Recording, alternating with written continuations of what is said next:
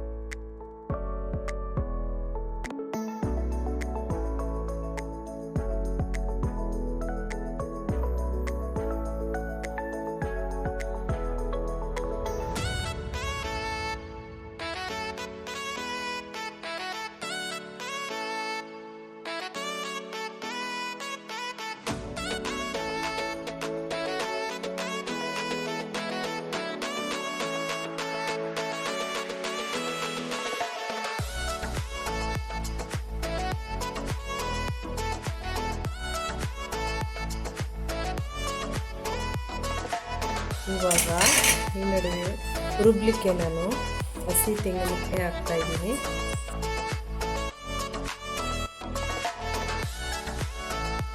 ಶುಂಠಿ ಹಾಕ್ತಾಯಿದ್ದೀನಿ, 1 ಇಂಚಷ್ಟು. ಬೆಳ್ಳುಳ್ಳಿ ಹಾಕ್ತಾಯಿದ್ದೀನಿ,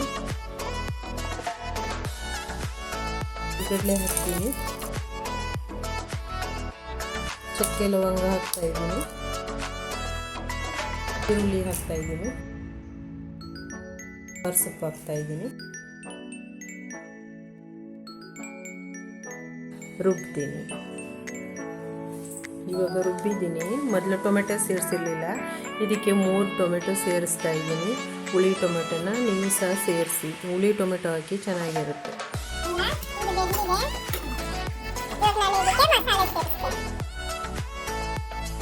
ರುಬ್ಬಿರೋ ಮಸಾಲೆ ನೋಡಿ ಈ ಥರ ಆಗಿದೆ. ಈ ಮಸಾಲೆನ ನಾನು ಇದರಲ್ಲಿ ಸೇರಿಸ್ತೀನಿ.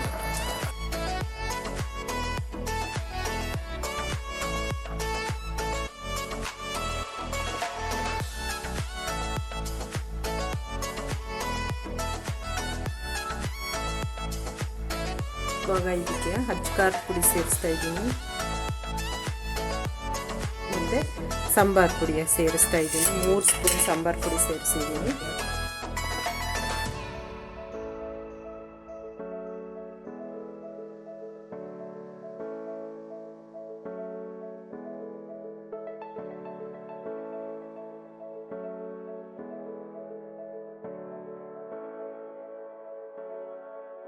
ಸ್ವಲ್ಪ ಉಪ್ಪು ಸೇರಿಸ್ತಾ ಇದ್ದೀನಿ.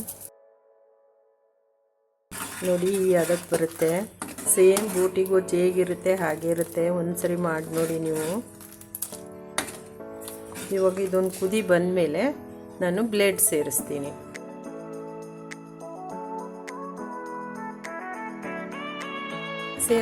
ಬ್ಲೇಡನ್ನು ಕಟ್ ಮಾಡಿ ಇಟ್ಕೊಂಡಿರೋ ಪೀಸ್ಗಳನ್ನ ಸೇರಿಸ್ತೀನಿ.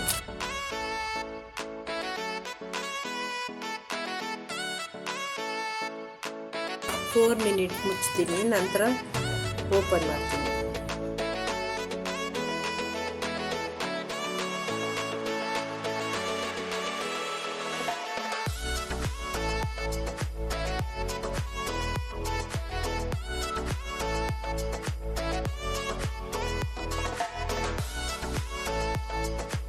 ಇವಾಗ ರೆಡಿಯಾಗಿದೆ.